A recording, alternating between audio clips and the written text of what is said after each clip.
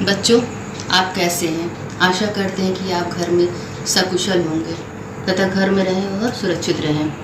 बच्चों, हम आपके संगीत वादन की टीचर नीता गुप्ता हैं।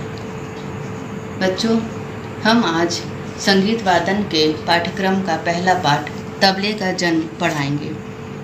उससे पहले संगीत क्या है उसके बारे में समझाएंगे। आप उसको ध्यानपूर्वक सुनिएगा और समझिएगा। संगीत शब्द से लोग केवल गायन समझते हैं, किंतु संगीत में गायन, वादन और नृत्य इन तीनों का समावेश है। सारंगदेव ने संगीत रत्नाकर में कहा है कि गीतम वाद्यम तथा नृत्यम त्रयम संगीत मुच्यते, अर्थात गायन, वादन और नृत्य इन तीनों को मिलाकर संगीत कहते हैं। पश्चिमी देशों में संगीत से केवल गायन और वादन समझा जाता है।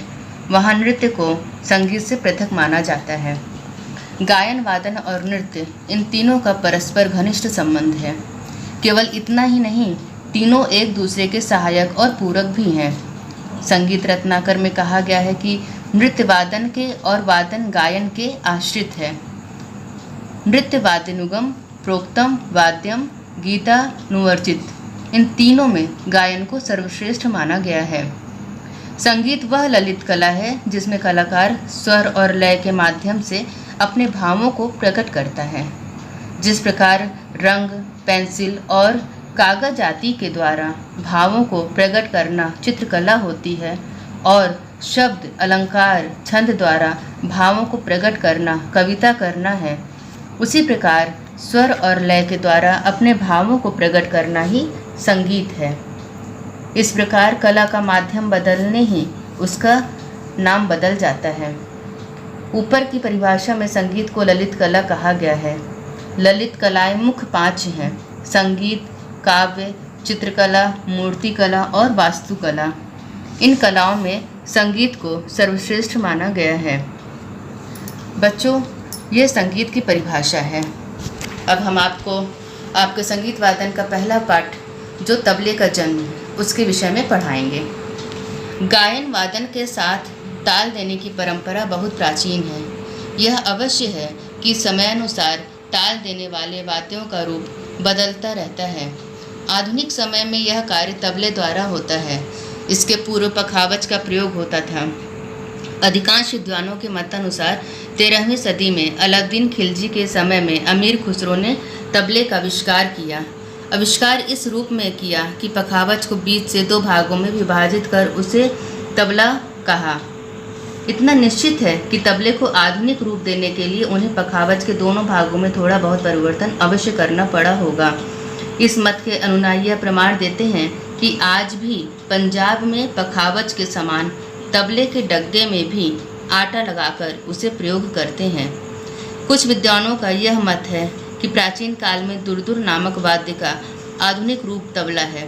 कुछ विद्वानों का यह भी विचार है कि तबले की उत्पत्ति अरब के तबले से हुई, जिसे नक्कारा कहते हैं।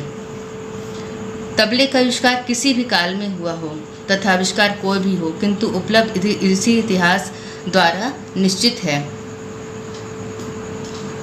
कुछ लोगों का ये भी मत है, जैसे आचार्य बृहस्पति जी के अनुसार मोहम्मद शाह रंगीले के युग के कलाकारों में निर्मोल खां के पुत्र नियामत खां, जिनका उपनाम सदारंग था, एक संगीत रत्न थे। इन्हीं के छोटे भाई का नाम खुसरो खां था। इन्हीं खुसरो खां ने तबले का आविष्कार किया। अतः हम इस निष्कर्ष पर पहुंचते हैं बच्चों कि तबले का आविष्कार खुसरो खां जी ने किया। सर्वप्रथम दिल्ली के सिद्धार्थ खां हमारे सामने एक तबलिये के रूप में आते हैं। उनके द्वारा दिल्ली घराने की तथा अन्य सभी घरानों की नींव पड़ी। तबले के मुख्य 6 घराने हैं: दिल्ली घराना, अजराना घराना, फर्रुखाबाद घराना, बनारस घराना, लखनऊ घराना, पंजाब घराना आदि।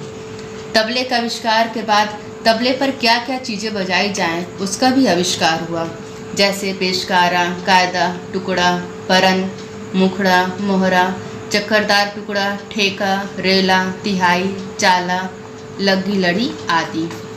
इसी प्रकार जब तबले का जन्म हुआ तो उसके साथ साथ और भी कई चीज़ों का निर्माण हुआ। जैसे ताल के 10 प्राण भी हैं, जिनको काल, मार्ग, क्रिया, अंग, ग्रह, जाति, कला, लय, यति, प्रस्तार आदि। अतः तबले के जन्म के बाद कई महान तबला वादक भी हुए, जिनके नाम हैं श्री जाकिर हुसैन जी, श्री विष्णु नारायण भातखंडे, श्री विष्णु दिगंबर पलुष्कर, श्री अनोखी लाल मिश्र, श्री हीरू मिश्र, श्री कंठे महाराज, उस्ताद अहमद जान थिरकवा, हबीब उद्दीन खां, शमशुद्दीन खां, श्री निखिल घोष आदि। इसी तरह बच्चों, आज आपका यह पहला पाठ तबले का जन्म समाप्त होता है।